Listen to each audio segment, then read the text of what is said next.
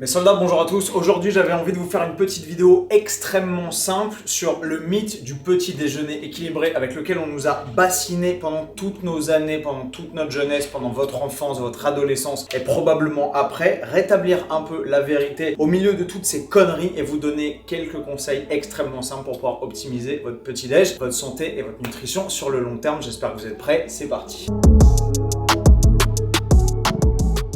On le sait aujourd'hui, le petit déjeuner équilibré est majoritairement poussé dans son idée par le lobby des produits céréaliers, des produits extrêmement transformés et évidemment de l'industrie agroalimentaire qui essaye de produire le plus de merde au coût le plus bas possible pour vous faire acheter à peu près tout et n'importe quoi du moment que ça permet d'augmenter leur marge et que clairement ça améliore pas votre santé puisque c'est pas le but. En revanche, ce qu'ils ont à cœur, c'est de vous persuader au fur et à mesure des années quand vous grandissez que ce que vous mangez et ce que vous avez sur la table de votre petit déjeuner est super bon pour la santé et qu'avec ça vous allez avoir des os fortifiés, une super santé, une vitalité au cours de la journée absolument incomparable, des muscles en super santé, etc. Ce qui est rarement le cas. Donc le petit déjeuner, en tout cas en France chez nous, typique, qu'on a eu probablement sur la table du petit déj depuis qu'on est tout petit, que moi j'ai eu en tout cas et je suis certain que vous allez très probablement vous reconnaître là-dedans, c'est quoi? Un bol de céréales, du lait, généralement un verre de jus de fruits et peut-être une ou deux tartines avec genre du beurre ou de la confiture. On décortique ça ensemble. On a un bol de céréales ici. J'ai pris des quantités, attention, pas les quantités qui sont conseillées en tout petit sur les toutes petites lignes sur les paquets de céréales, mais les quantités classiques qu'on se versait quand on était gamin, c'est-à-dire pas un bol complètement rempli à ras-bord forcément, mais genre un bol de taille normale. Les quantités qui sont généralement préconisées par les constructeurs, c'est du 30 grammes ou du 40 grammes. Là, vous avez 150 grammes, c'est-à-dire que 30 grammes, c'est genre ça. Qui met ça dans un bol? Absolument personne. C'est-à-dire que déjà, si vous voulez tenir compte du total calorique qui est conseillé par les industries agroalimentaire, il faut mettre genre un dixième de ce qu'il y a normalement dans une assiette, ce qui est complètement débile, ce qui vous montre à quel point déjà le conseil est complètement erroné parce qu'ils vous donnent un conseil là-dessus que eux-mêmes ne suivent pas dans les suggestions et dans les publicités parce que littéralement dans les pubs de céréales, qu'est-ce qu'on voit? On voit des gens qui servent des bols à taille normale et qui versent du lait dessus, donc pas qui bouffent genre 30 grammes de céréales. Alors attendez, je vais vous faire la décortiquage des calories en temps réel, comme ça vous allez avoir une idée très précise et ensuite je vais vous montrer un peu ce que je considère comme un petit déj beaucoup plus sain, aussi facile, aussi rapide à préparer, parce que c'est très rarement la barrière numéro 1 qu'ont les gens, c'est genre ah ouais mais moi j'ai pas le temps le matin, je sais pas quoi manger. Pas de panique frérot, je te montre des trucs hyper simples et hyper accessibles que tu vas pouvoir te préparer en un claquement de doigts aussi rapidement que toutes ces doses. Le petit bol de céréales de 150 grammes, il fait 746 calories. Là, 746 calories. Bonne chance. Un petit verre de lait, bon je l'ai mis là-dedans mais j'aurais pu le verser dans la bouteille, mais comme ça je l'ai mesuré, je sais exactement combien il y a de calories ici. On a 200 ml de lait, 126 calories le lait.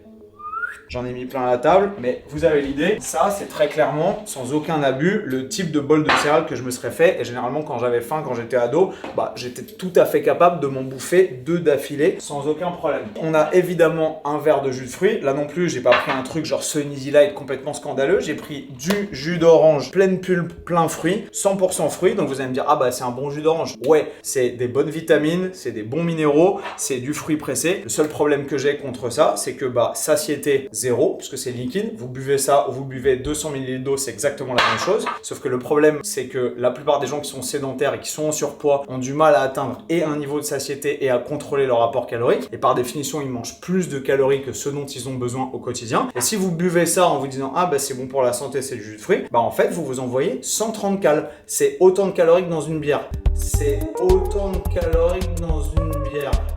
Évidemment, ne me faites pas dire ce que j'ai pas dit, il vaut mieux boire un jus de fruits pressé qu'une bière. Mais clairement, si vous avez des problèmes de satiété et que vous avez l'impression de ne rien manger et de prendre quand même du poids ou de ne pas perdre de poids, c'est par définition que vous n'optimisez pas votre volume alimentaire. Et donc, boire des calories liquides sous la forme de jus de fruits, même de jus de fruits de relativement bonne qualité entre guillemets, c'est une connerie. Il vaut 1000 fois mieux manger des fruits de bonne qualité, pas forcément des fruits bio si vous n'avez pas le budget, mais des fruits normaux qui sont pas remplis de pesticides et que vous lavez avant de les manger. Vous aurez beaucoup plus de volume alimentaire. Vous aurez les fibres des fruits qui là-dedans se perdent clairement parce qu'on perd beaucoup de la pulpe d'orange dans les fruits et dans les jus de fruits qui sont pressés. Et vous aurez 1000 fois plus intérêt à manger quelque chose comme ça plutôt qu'un truc dans un verre qui ressemble à un jus. Mais mettons, moi j'ai été éduqué à ça et j'ai bu ça pendant probablement 25 ans de ma vie au petit-déj. Et malheureusement, il a fallu que j'attende un peu de faire mes propres recherches et de me renseigner comme il faut pour pouvoir savoir comment faire les choses bien. Ensuite, on part sur quoi? Une ou deux tartines, format classique. Là, j'ai pris du petit pain de mie. Les 2 tartoches de pain de mie, elles font 140 148 cales chacune, 20 grammes de margarine qui sont là-dessus, et clairement j'ai pas fait ça de façon abusive, 114 cales. Le petit déjeuner que vous avez là sous les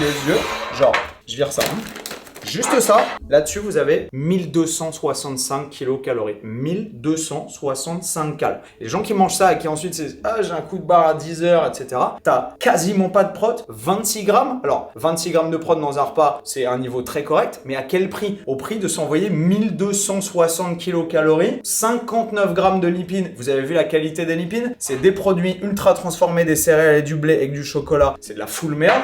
Et après, on s'étonne que les gens soient en surpoids, trop sédentaires et que 55% de leur apport calorique total au quotidien proviennent des produits transformés du blé et de l'agroalimentaire, genre ultra transformé et ultra modifié. Si c'est avec ça que vous avez éduqué quand vous étiez gamin, comme moi probablement, bah vous avez de la chance si aujourd'hui vous êtes en bonne santé ou dans une composition corporelle moyenne et si vous n'avez pas fini complètement en surpoids et obèse avant même d'avoir atteint l'âge de 20 ans. La chance que j'ai eue, c'est que certes j'étais alimenté comme ça, mais bah le soir on mangeait un peu plus de protéines de bonne qualité, ma mère elle cuisinait, on faisait des salades, j'avais pas beaucoup de stress étant gosse et surtout j'avais une grosse dépense énergétique parce que je courais partout et je faisais beaucoup de sport. Mais très clairement, si j'avais pu manger des trucs beaucoup plus sains, beaucoup plus nourrissants et bien meilleurs à la santé en termes ne serait-ce que d'apport en vitamines, en fibres et en micronutriments, bah peut-être que j'aurais 5 ou 10 kilos de muscles aujourd'hui et peut-être que surtout j'aurais évité d'avoir une éducation alimentaire qui m'amène à penser que ça c'est une récompense et que c'est cool. Me faites pas dire ce que j'ai pas dit. Ça veut pas dire que vous n'avez pas le droit de vous faire un bol de céréales de temps en temps quand vous partez en vacances au ski avec des potes ou vous êtes en famille ou un dimanche matin. Si vous avez la flemme et envie de vous faire un petit plaisir régressif, vous savez très bien que je suis pas pour le nazisme alimentaire et il faut manger que des trucs qui sont hyper optimisés en nutriments et hyper bons pour la santé et ne jamais manger de merde. Mais il faut que vous sachiez que ça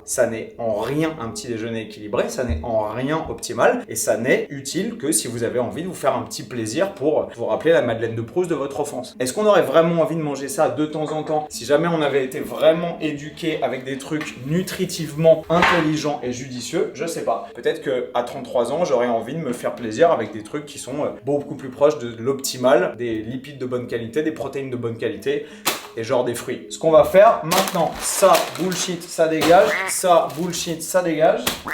Qu'est-ce que je vous propose comme alternative? On va passer de 1265 cales à option numéro 1, temps de préparation 5 minutes. Là on a, tenez-vous bien, 255 cales. Je vais aller crescendo en termes de calories, mais vous allez voir que le but c'est pas simplement de réduire le total calorique. Je suis pas en train de vous dire ça genre perdez du poids en mangeant et en remplaçant vos trucs, c'est même pas ça, je vous parle juste de santé. Là-dedans on a 150 grammes de fromage blanc qui est en dessous que vous voyez pas forcément. J'ai mixé ça avec une petite dose de whey bulk au spéculoos qui est ici, qui est ma whey préférée. Petit aparté, vous avez moins 45% maintenant avec mon code Antoine. À l'époque c'était moins 25%, maintenant Bulk a passé le code à moins 45%. Donc dès que vous utilisez le lien qui est en description de la vidéo en dessous et que vous tapez le code Antoine au moment de valider votre panier, vous avez moins 45% sur vos commandes. La whey mélangée avec le fromage blanc ici, ça donne une texture hyper épaisse, hyper consistante, c'est trop sympa. Et j'ai rajouté des fraises coupées par ma meuf, c'est pas moi qui les ai coupées, 200 grammes de fraises, c'est hyper rassasiant, c'est hyper sympa, c'est hyper coloré. Les fraises elles ont un goût incroyable, c'est des vrais fruits, pas du jus. Vous avez des fibres, vous avez des vitamines, vous avez des micronutriments, c'est incroyable. 255 cales pour un total, tenez-vous bien à vos slips, de 39 grammes de prot. Seul inconvénient de ce petit déj, c'est qu'il n'y a pas beaucoup de lipides. Ça peut être totalement ok. Moi, ça m'arrive parfaitement de faire ça en première pas de la journée. Si vous voulez ajouter un petit peu plus de lipides, on va passer sur les options qui restent. Mais ça, c'est évidemment bien meilleur pour la santé sans aucune commune mesure que toute la merde qui est ici. Et surtout, c'est quasiment 5 fois moins calorique. C'est-à-dire que vous pouvez bouffer 5 plats comme ça et être toujours en dessous du total calorique de ça. Je vous laisse imaginer ce qui va vous apporter le plus de satiété. Genre si vous me dites, ah oui, mais moi je mange un bol de fromage blanc, déjà il est épais comme du ciment, si tu arrives à manger ça et à pas être rassasié, c'est que tu as un gros appétit, mais à la limite t'en fais 2 comme ça et tu as toujours 3 fois moins de cales que la merde qui est ici. Première option de petit-déj. Deuxième option de petit-déj, la petite omelette, alors que j'ai pas servi parce que j'ai pas eu le temps. Few moments later. On a une petite omelette de 3 œufs et je vous conseille de l'agrémenter avec, pour moi, quasiment les meilleurs fruits au monde, des myrtilles, 250 grammes de myrtilles. Vous voyez le volume que ça représente? Il y a autant de bouffe qu'ici.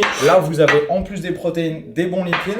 Là, c'est un petit peu plus calorique que la première option. On a 388 cales, mais on a 21 grammes de prot et 21 grammes de lipides, avec en plus un peu de glucides, 26 grammes de glucides qui nous viennent des fruits. Mais ça, c'est une super option. C'est extrêmement rapide. Vous sortez les myrtilles du frigo, vous battez 3 œufs dans une poêle, ça m'a pris exactement 5 minutes, vous balancez ça, et rideau. Et là, vous pouvez attaquer votre journée avec une super source de protéines et de lipides, extrêmement biodisponible et extrêmement bien assimilable. Quasiment les meilleurs fruits qui soient pour la santé, très peu d'antinutriments contrairement à beaucoup de légumes, qui sont excellents et en plus au goût, c'est une tuerie. Deuxième option. Doucement avec la table. Pardon. Troisième et dernière option, ça c'est un de mes kiffs, mais je conçois que j'en crache. Tout le monde n'aime pas forcément les poissons gras. C'est une option un petit peu plus calorique, on va monter à 550 calories, mais on est toujours largement en dessous de 2 fois moins des calories de cette première option pourrie. Le chef vous propose, alors j'avais qu'une boîte de sardines, mais pour arriver au total des calories, il en faut 2. 2 boîtes de sardines classiques comme ça, c'est des boîtes de 80 grammes, vous trouvez ça absolument partout. Je vais pas les ouvrir parce que là il y a déjà beaucoup de bouffe et j'ai pas envie de le gâcher, donc je vais déjà manger les 2 premières options. On a en plus de ça un demi-avocat, excellente source de lipides monoinsaturés. Ça, c'est des super graisses pour votre santé et votre alimentation. Et à ça, j'ai rajouté 2 figues. J'adore les figues, c'est un super fruit. Si vous n'êtes pas allergique aux figues et vous le tolérez bien, c'est délicieux. C'est extrêmement riche en vitamines, en minéraux. On a des couleurs, on a vraiment du kiff dans l'assiette. Mangez des trucs qui vous font plaisir. Moi, j'adore les figues. Si vous préférez, j'en sais rien, moi, les fraises ou les myrtilles ou les framboises ou la papaye ou les kiwis ou n'importe quoi, la mangue, faites des trucs qui vous font plaisir. Les sardines, extrêmement bonne source d'oméga 3 et de lipides d'excellente qualité pour la santé, l'ensemble des processus métaboliques, la constitution des membranes extracellulaires, la santé du cerveau, la santé hormonale aussi et la synthèse des hormones stéroïdiennes. C'est capital d'avoir des bons lipides dans son alimentation, je le répéterai jamais assez. Les sardines, c'est des petits poissons, donc si vous avez peur de l'accumulation du mercure et des métaux lourds dans les poissons, sachez qu'ils s'accumulent par bioaccumulation et que plus vous avez des poissons de grosse taille, qui mangent donc des poissons de petite taille, plus vous accumulez le mercure. Dans les sardines, surtout si elles sont à l'huile d'olive, super source de lipides, à partir du moment où elle est vierge extra, et c'est les sardines que j'ai achetées. Ici, imaginez qu'il y a 2 boîtes, mais j'avais plus qu'une boîte dans mon frigo. 2 boîtes, un demi-avocat et 2 figues, on est à 550 kilocalories, donc encore largement la moitié de toute cette daube, avec 38 grammes de protéines et 36 grammes de lipides. Quoi? Je travaille pas à la table, c'est juste ça fait du...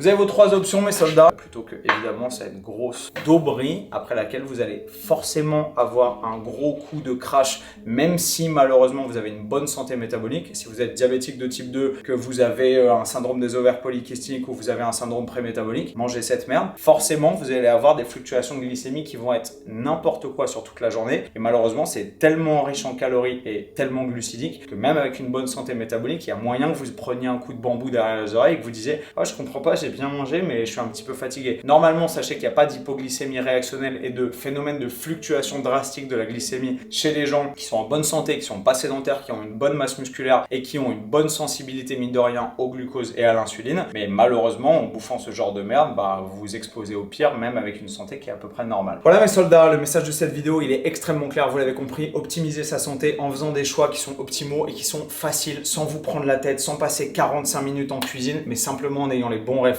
et en remplaçant toute la merde qu'on nous a servi pendant notre enfance, malheureusement. Le classique triptyque céréales, lait, jus de fruits, ça fait quadriptyque, et tartine de pain avec de la confiture et du beurre. Et encore, j'ai pas mis de croissant. Je pense que si on avait tous fait les choses de façon optimale depuis le début, on n'en serait pas là où on en est, on n'aurait probablement pas de problème de santé galopant. Et je pense que si vous avez des enfants, vous savez exactement avec quoi les alimenter entre ces 2 types d'options. Mes soldats, j'espère que vous avez kiffé cette vidéo. Si c'est le cas, comme d'habitude, éclatez-moi les pouces bleus juste en dessous et cliquez sur le gros bouton rouge sur lequel il y a marqué s'abonner, qu'on soit de plus en plus nombreux sur cette chaîne à pouvoir profiter de conseils de qualité comme cela. Et je vous retrouve dans une prochaine vidéo et vous savez exactement comment, avec le sourire, plus fort et plus fit. Bam!